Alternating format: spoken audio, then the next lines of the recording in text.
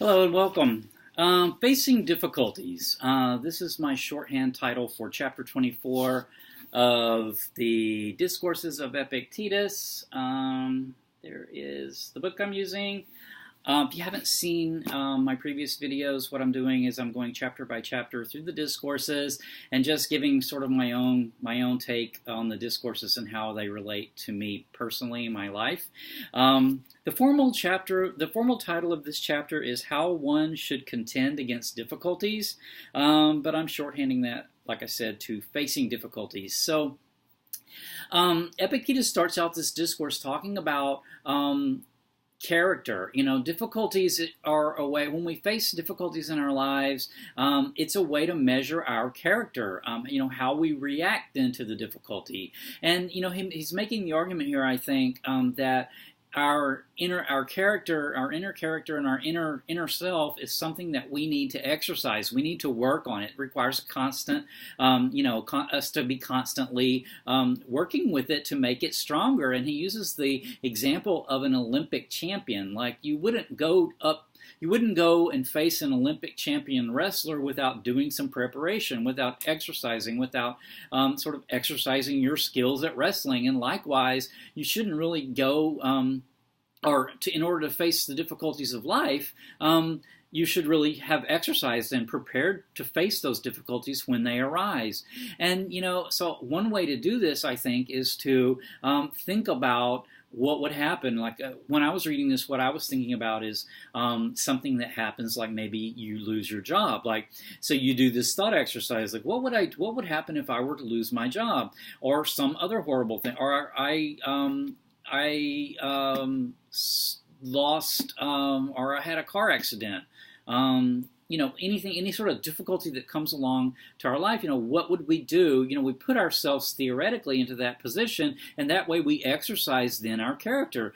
I think a lot of times what we do is we put ourselves into these positions, and then we just get so anxious that we don't react. We can't even act because we can't even think it through because it makes us so anxious. And Epictetus would argue then, you haven't exercised enough, that you need to exercise your way through that, so that if that difficulty then did come along, then you have sort of done the inner work to be more prepared to face it. He uses a couple of examples of a couple of men sent to Rome. And the discourse talks about, person number one is sent to Rome and comes flying back in a panic about how horrible Rome is, about how there's poverty, there's violence, and there's, all these horrible things, and that, everyone should just flee from it.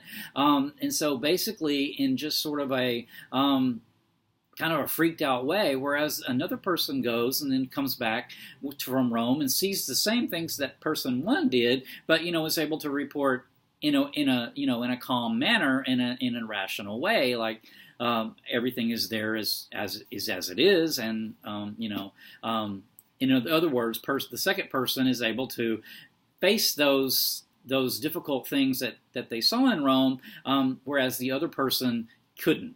Hope that made sense. So to me, this whole idea of emperor is one of those things that, I don't have to face as a modern person. I don't live under an emperor. In Epictetus' time, there was an emperor who could take away your wealth. He could take away your status, and he could take away your even your life. And so a lot of times through these discourses, we hear this repeated about the emperor can do this, and so even if the emperor were to take your life, that's outside of your control, because the emperor has ultimate control over your life in an autocratic system like they had in Rome at that time.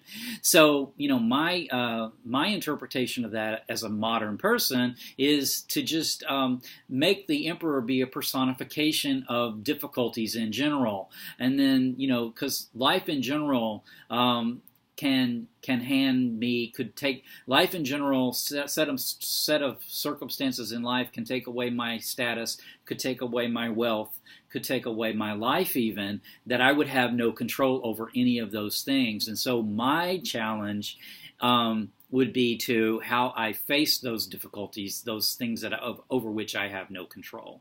So that's sort of what I took away from that. Towards the end of the discourse, he does talk a bit about The wealthy and powerful in a tragedy, the wealthy and powerful are the tragic figures, and most of the rest of us are just the supporting chorus in the play. And I'm not sure what I feel about that. I'm not sure how I feel about that because I'm a modern 21st century person living in the United States, which is a highly individualistic society, and so I'm used to myself being the ultimate measure of a play. So I would put myself as the lead in my life play, not some other person. But I think maybe what he's trying to say there is in this play of life that we are ultimately the chorus because there's lots of other people moving the action outside of us, and that action's outside of our control. So that's sort of how I interpreted that. So at the end he talks about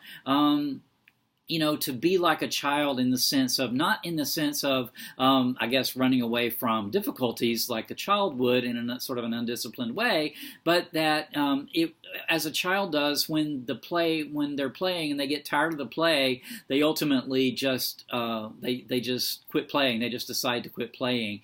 And Stoicism has this repeated theme of what you have control over versus what you don't have control over. And if you're playing a game, the game of life, I guess, and you are in a situation where you do have control over, you should just leave the game that you have control over if it's something that you're tired of playing.